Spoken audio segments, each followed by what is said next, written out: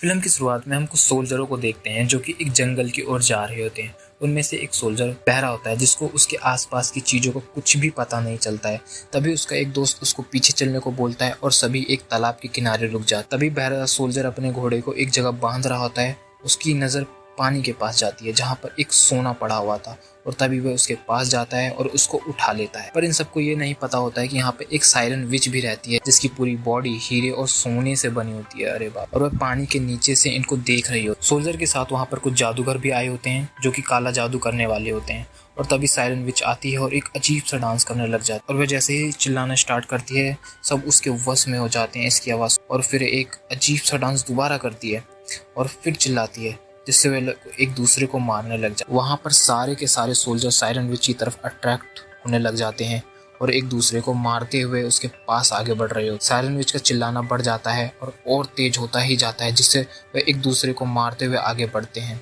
Siren विच पानी में पीछे जाने लग जाती है और सभी लोग एक दूसरे को मारते हुए पानी में आगे बढ़ रहे होते। उस बहरे को कुछ भी समझ नहीं आ रहा होता है कि यहाँ पे क्या हो रहा है। पहले तो उसे कुछ समझ ही नहीं आता कि यहाँ चल क्या रहा है। सभी सोल्जर एक दूसरे को मारते हुए आगे बढ़ रहे होते हैं और तभी बहरा सोल्जर उस सायरन विच को देखता है और वह डर जाता है। सायरन विच की आवाज सुनकर सभी आगे बढ़ते जाते हैं और पानी में डूब जाते हैं। लास्ट में सब मर जाते हैं और कोई नहीं बचता उस बहरे सोल्जर को छोड़ के।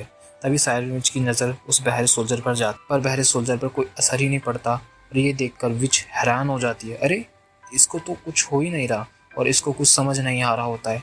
और फिर वह और तेज आवाज निकालती है और सायरन विच अब परेशान होने लग जाती है कि ये मेरे साथ क्या हो रहा है। घबराने लग जाती है और पानी में वापस चली जाती है। पर यहाँ पर तो बहरे सोल्जर कुछ समझ ही नहीं आ रहा होता है कि उसे के साथ क्या हो रहा है, यहाँ पे क्या हुआ और क्या नहीं हो रहा है। तभी सायरन विच पानी से बाहर आती है और उसको देखने लग जाती है और उसकी तरफ अट्रैक्ट हो जाती है और उसको पानी की चाहत में पड़ जाती है। और तभी वह वहाँ से भागने लग जाता है और घबरा जाता है और एक पेड़ से टकरा के नीचे गिर जाता है और बेहोश भी हो जाता है। तभी सोल्जर आराम करने के लिए एक नदी किनारे जाता है और चादर ओढ़कर रेस्ट करने लग जाता है और रात हो जाती है। सोल्जर को नींद लग जाती है और वो वहीं सो जाता है। तभी सायरन विच आती है और उसके साथ सो जाती है। सुबह उठते हैं और हम देखते हैं कि सायरन विच उसके साथ सो रही होती है। तभी सोल्जर की आंख खुलती है और वह अपने ऊपर किसी चीज को महसूस करता है और पीछे मुड़ के सायरन विच को देखने लग जाता है। तभी सायरन विच जाग जाती है और वहां से जाने लग जाती है पर सोल्जर उसको पकड़ लेता है। सोल्जर के हाथों में हीरे और जवाहरात चुभ जाते हैं। ये देखकर सोल्जर हैरान हो जाता है और वह उसको पाने की चाहत में पड़ जाता है क्योंकि उसके मन में लालच आ जाती है। सायरन विच वहां से भाग जाती है और सोल्जर उसके पीछे पीछे जाता है। सायरन विच झरने को पार करके दूसरे किनारे पर चली जाती है। सोल्जर दूसरे किनारे से सायरन विच को देख रहा होता है और सायरन विच उसको देख रही है। सोल्जर अपनी तलवार छोड़कर नदी को पार करने की ट्राई कर। ये देखकर सायरन विच को लगता है कि सोल्जर भी उसे प्यार करता है। सोल्जर सायरन विच को ऐसे दिखाता है कि हाँ वो भी उससे प्यार करने लगा है और दोनों एक दूसरे को किस करने लग जाते हैं। और तभी किस करते हुए सोल्जर के मुंह से खून निकलने लग जाता है क्योंकि उसके मुंह पर हीरे लगे होते हैं। फिर भी वो दोनों नहीं रुकते और एक दूसरे को किस करने लग जाते हैं।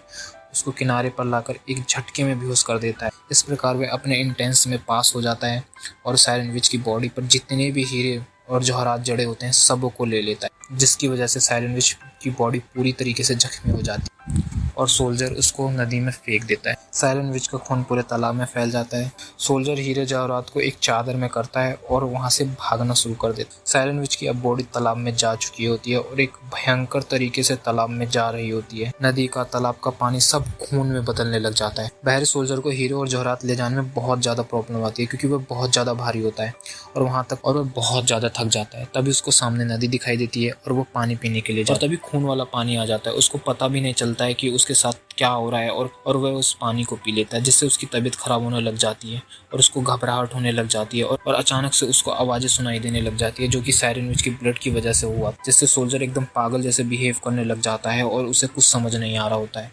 कुछ देर बाद सोल्जर एकदम शांत हो जाता है और जैसे ही वह जाने वाला था तभी सायरन विच बाहर आ जाती है और अपने शरीर पर हीरे और सोने को ना देखकर घबरा जाता और बहुत परेशान होने लग जाता, जिससे उसे ये समझ आ जाता है कि सोल्जर उससे बिल्कुल भी प्यार नहीं करता। वो तो बस उसके जिस्म पर हीरे जवाहरात चाहता था। जिससे सायरन विच गुस्सा हो जाती है और सोल्जर को देख लेती है और चिल्लाने लग जाती है। बहरे सोल्जर को अब उसकी आवाज़ आने लग जाती है और वो पागल सा होने लग जाता है और उसकी तरफ अट्रैक्ट होने लग जाता है और पानी में डूबकर मर जाता है जहाँ पर उसके सारे साथी मरे थे। और ये कहानी यहीं ख़त्म हो जाती है। Thanks for watching. अगर वीडियो अच्छी लगी हो तो लाइक करें, सब्सक्राइब करें। थैंक